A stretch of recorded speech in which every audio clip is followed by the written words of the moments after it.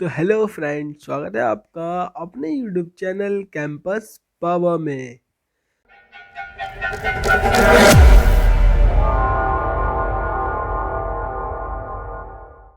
तो फ्रेंड, जैसे कि आप सभी को पता है कि आईटी में कुछ भी अपडेट आता है तो हम आपके पास लाने की कोशिश ज़रूर करते हैं। लेकिन कुछ दिनों से हम आपको अपडेट नहीं दे रहे थे। जी हाँ दोस्तों, क्योंकि ऐसा है ना फ्रेंड, देखिए, झूठे अपडेट से अच्छा तो यही है कि मैं अपडेट आपको ना दूं। बहुत दिनों से हमारे पास अपडेट्स नहीं आ रहे थे, लेकिन आज हमारे पास एक बहुत बड़ा अपडेट आया, देखने को मिला हमें। एक हमारे फ्रेंड्स ने हमें बताया कि उसको एक मेल आया है और उस मेल में कुछ ऐसा लिखा है जो देख के हमें भी थोड़ा शौक लगा। ऐसा तो एक्सपेक्ट नहीं था हमें, लेकिन जी हाँ दोस्तों, कंपनी ने पूरे प्रूफ के साथ काम किया है तो उस पे आप क्वेश्चन नहीं कर सकते। जी हाँ दोस्तों, मैं बात कर रहा हूँ उसी कंपनी की, विप्रो के बारे विप्रो। जी हाँ दोस्तों, विप्रो के ही बारे में। आपको पता ही होगा कि उसके भी हम पहले ऑलरेडी वीडियो बना चुके हैं और उसमें हमने बताया था जब उसकी टर्मिनेशन स्टार्ट हुआ था। लेकिन बहुत टाइम से हम देख रहे थे कि विप्रो की तरफ से टर्मिनेशन देखने को नहीं मिल रहा था। लेकिन अब फ्रेंड, आज वापस से हमें पता चला है कि विप्रो ने मेल भेजना स्टार्ट कर दिया है और उस मेल में डायरेक्टली एक डेट लिखी आ रही है कि आपकी ये लास्ट वर्किंग डे होगा। ना आपको कोई प्री पहले से एक नोटिस, ना कुछ। इस बार ना ही पैसों का कोई सीन है, डायरेक्ट एक डेट देखने को आ रही है कि भाई आपको ये वर्किंग डे आपका लास्ट होगा।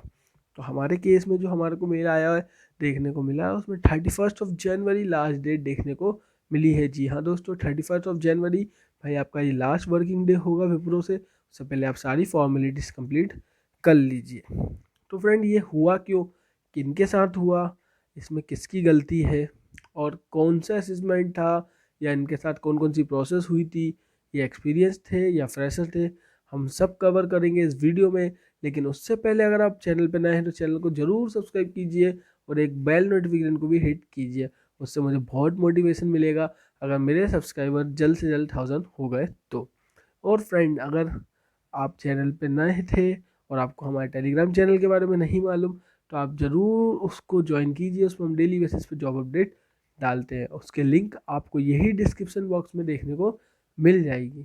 जी हाँ दोस्तों, तो फ्रेंड शुरू करते हैं हम आज का हमारा टॉपिक। फ्रेंड, जो हम आपको बता रहे हैं विप्रो के बारे में, वो एक हमारे पहचान वाले, मतलब हमारे एक सब्सक्राइबर को मेल देखने को मिला। जी हाँ दोस्तों, वो मेल क्यों देखने को मिला मैं आपको वो भी बताता हूँ। क्योंकि इन्होंने एक असेसमेंट दिया था। जैसे आप सबको पता है कि पीआरपी नाम का एक असेसमेंट होता है विप्रो में, वो सब देते हैं। अगर वो आप पास नहीं करते तो कोई एक्शन होते हैं।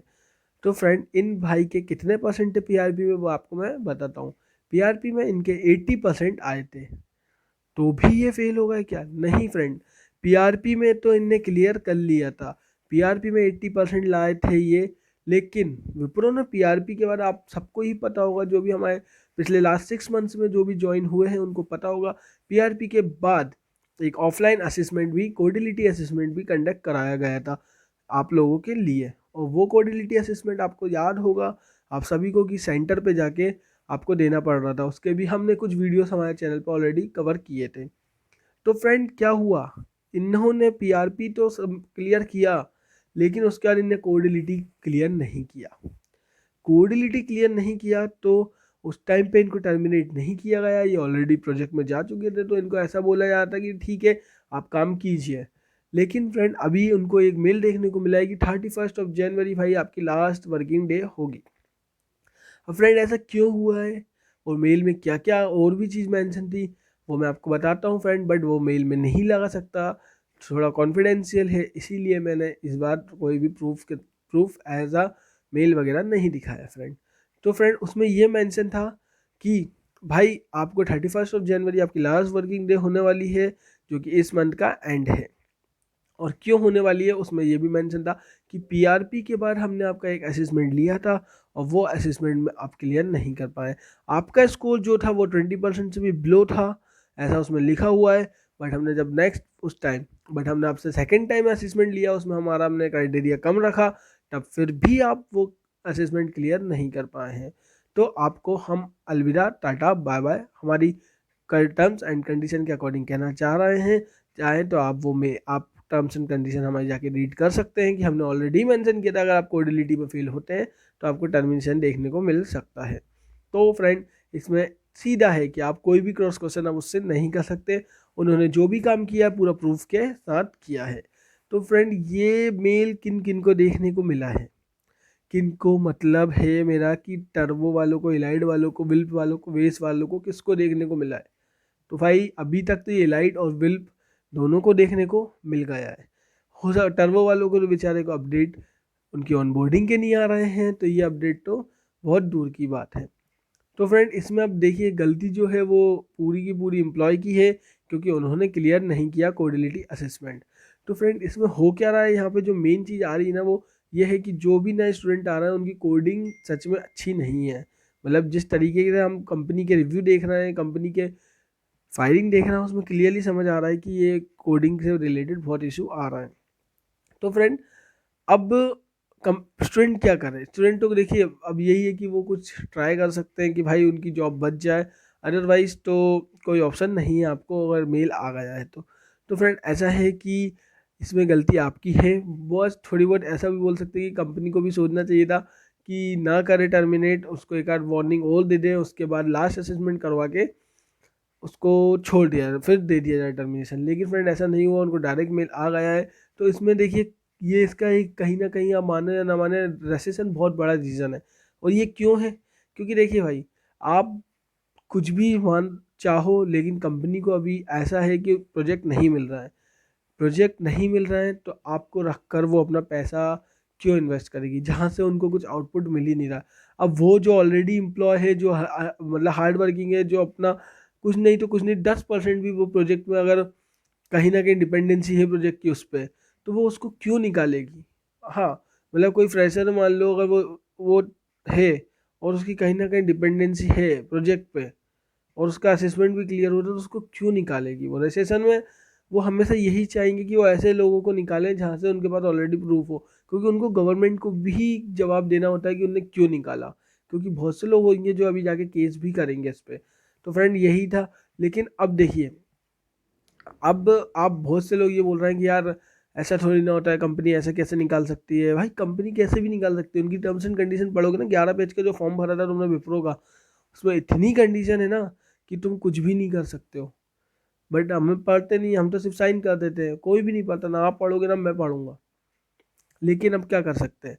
तो अब फॉर एग्जाम्पल अगर मैं लेता हूँ कि मान लीजिए आपका कोई बिजनेस है, आपके पास 5 एम्प्लॉयज़ आपके अंडर जो काम करते हैं, और आपका जो बिजनेस चलता है वो डिपेंड होता है सीजन बाय सीजन। मान लीजिए आपका साड़ी का बिजनेस है, साड़ी का बिजनेस है, वो चलता है सिर्फ शादी के शादी, मतलब 2 क्वार्टर जो आते हैं हमारे उनमें शादी होती है, तो उन 2 क्वार्टर, Q2 Q4 में हमारी जो शादी होती है उनमें आपका बिजनेस चलता है। तो भाई Q2 और Q4 में जो आपके एम्प्लॉयज़ होंगे वो 5 से 7 भी हो सकते हैं, क्योंकि आपको रिक्वायरमेंट है भाई, इतनी आपके पास कस्टमर हो डीलिंग होगी। लेकिन जब जो रिमेनिंग के 2 क्वार्टर होते हैं ना, उनमें आप भी यही कहोगे कि भाई मैं सिर्फ 3 लोगों को रख सकता हूँ, मेरी खुद की इतनी अर्निंग नहीं है कि मैं आप लोगों को पाल सकूँ। तो सिंपल कंपनी का यार, जब आप आम आदमी नहीं रखता तो ये तो इतनी बड़ी एमएनसी है यार, ये तो खुद यूरोप और क्या बोलते हैं हमारा यूएसए पे बेस्ड है इनका मैक्सिमम प्रोजेक्ट। अभी रेसेशन आ रहा है तो ये नहीं रख पाएंगे। अभी तो कुछ भी नहीं है, मार्च के बाद जब रिजल्ट आएगा उसके बाद आप देखेंगे ना, उसके बाद भगवान न करे लेकिन अगर रेसेशन सच में बहुत बड़ा आया, जो मतलब आपको जो हमारे प्रिडिक्शन हो रहा है उसके अकॉर्डिंग, तो बहुत सारे जॉब जाने के चांसेस हैं। तो अभी से यही बोल रहा हूँ भाई, सब लोग एक एक बैकअप बना के रखिए। आप मेरे टेलीग्राम चैनल को ज्वाइन कर सकते हैं, बैकअप बना के रखिए। और बहुत सारे जो भी फ्रेशर हैं जो जॉब ढूंढ रहे हैं, सोच रहे हैं कि जॉब विप्रो के लिए बैठे हुए या कोई सी भी एमएनसी के लिए बैठे हुए, आपको छोटा भी ऑफर आए ना तो आप ज़रूर ज्वाइन कीजिए उस कंपनी को। मैं ये नहीं बोल रहा, मैं एक बार आपको बहुत अच्छी बताता हूँ, एक लाइव एक्सपीरियंस बताता हूँ मैं, कि जब ज्वाइनिंग चल रही थी कंपनीज में उस टाइम पे मेरे ही वन ऑफ माय फ्रेंड मतलब एक हैं, उन वो भी एक एमएनसी की वेट कर रहे हैं ज्वाइनिंग की, तब मैंने उनको ऑफ़र किया था कि भाई वन ऑफ द मतलब एक अच्छी कंपनी है, उसमें टेस्टर की जॉब रिक्वायरमेंट है, और वो हमारे कुछ पहचान वाले के अंडर ही थे वो प्रोजेक्ट।